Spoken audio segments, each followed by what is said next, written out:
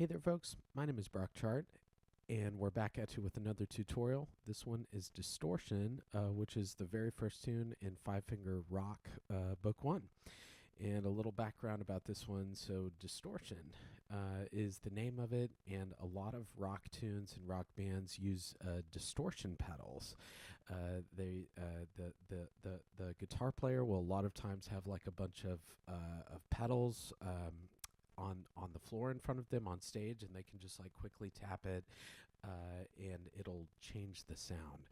A distortion pedal, it kind of adds some griminess to it a little bit, and makes it kind of a harsher quality. But that distortion pedal is a lot of times like the very first thing you think of whenever you think of rock and roll. It's just like a very cool sound that's, very famous by like AC/DC comes to mind, Led Zeppelin. A lot of those just like classic rock bands use heavy distortion. And so that's what this tune's all about. For the intro, it's kind of cool. I had tried to figure out different ways of like getting some of those effects pedals over to like an acoustic piano. And so I was messing around and I was doing a tremolo with the damper pedal, and then I figured out like if you kind of did this tremolo and then you did this G there, it kind of sounds a little bit like, the distortion whenever you plug in like a guitar into an amp. There's like a little feedback sound that happens. And sometimes that's like in a bunch of live performances if you see a rock band, or, it could be a very cool effect they include just like in the recording. But it's kind of a neat sound. And so we're going to get that by, we're going to put our pinky and our left hand on this like bass D. And this position is actually your thumbs are going to share this lower A here. And so that marking in the music is kind of odd. You don't see the tremolo too often, but it's those like heavy black lines between the notes. And all that means is that, I'm just kind of rocking my hand back and forth, and I don't really need to like count or anything like that. I can start slow and then I can go faster. It's more of a sound effect. Think of it as a sound effect than anything else. So I'm holding down my damper pedal here, and I might increase in volume, and then whenever I'm ready, I'm going to hit this G, and I'm just going to let like all of those colors kind of blend together. And yeah, it should kind of sound like a feedback from like a guitar amp, which is kind of a cool thing. So, as soon as you're done with that and you're going to let those blend together and ring, then you can let go of the pedal and go to tempo. 3, 4, 3, 4.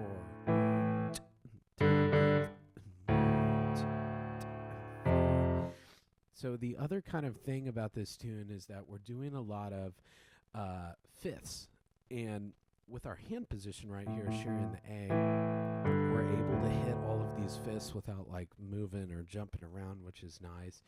And this kind of rhythm comes from like comes from a lot of just like classic rock tunes. AC/DC's Back in Black comes to mind. And we are fortissimo here. We are wanting to melt some faces with our power chords. And on the topic of power chords, so that's a lot of guitar players do that in rock bands. And a power chord actually doesn't include a third, and so it's a lot of times just like the root of the chord, the fifth, and then doubling the root. And so we're kind of doing power chords most of the way through this tune.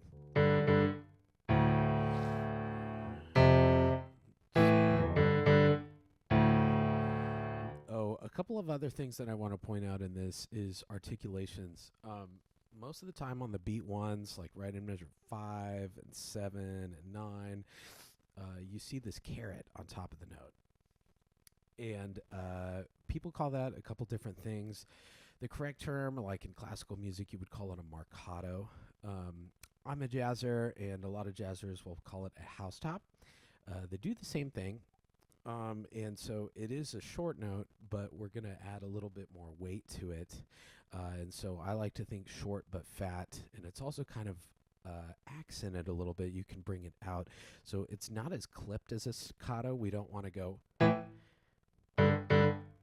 that's lame. We want to add a little bit more weight to it. So it's still a short note, but it's just a little wider. We add a little bit more weight onto it. So this will be measure 4 when we start going in time. So hopefully you can hear those marcato notes, just a little bit more weight. And then we have another marking right in measure 8. We have that quarter note right on beat 4 has a little straight line underneath it, and this is a tenuto marking. A tenuto marking I always think of as you hold just a little bit longer than you normally would. So just watch out for that. This piece is mostly quarter notes, a couple of eighth notes here and there, but nothing too crazy on that first page. Once we start the second page, we start kind of the maybe like the pre-chorus a little bit, and it's just a build. It's a big build. And so we're going to hold that pedal down again, and we're going to go quarter, eighth.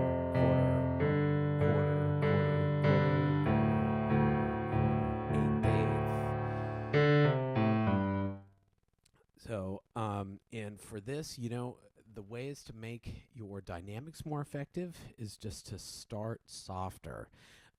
And so it does say a mezzo forte here, but if you really want to make it seem like you're growing, you can start softer than that. That's fine.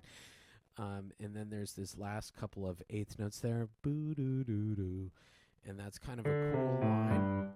And even though it's between right hand, left hand, we want it to sound like it's one voice there, like it's one instrument playing that. And so you don't want your audience to think, oh, he's playing that with right hand and then left hand. We want it to just think one single guitar, boo doo doo doo. So try to smooth out the line there. And then 17, we have kind of the same thing.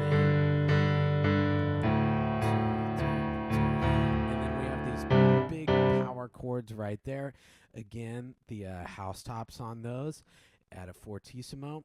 Don't be afraid to use, you have pedal during this, and so when you hit that very last eighth note right there in 19, use the pedal to move to that C position.